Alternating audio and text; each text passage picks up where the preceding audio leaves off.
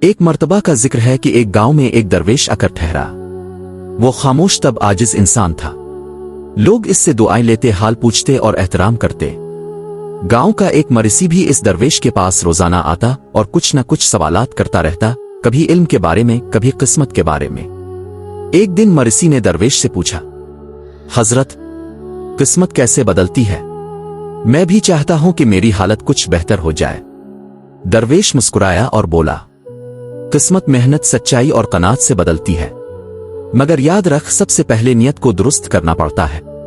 مرسی نے سر آنلایا لیکن دل میں سوچا، یہ باتیں تو ٹھیک ہیں مگر کوئی آسان سا نسخہ بھی ہونا چاہیے۔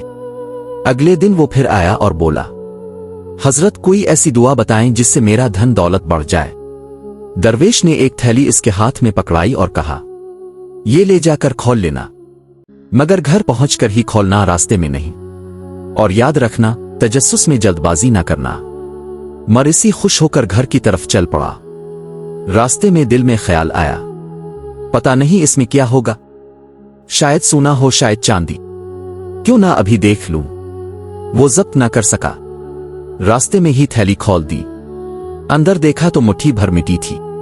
وہ غصے میں واپس درویش کے پاس گیا۔ یہ کیا مذاق ہے؟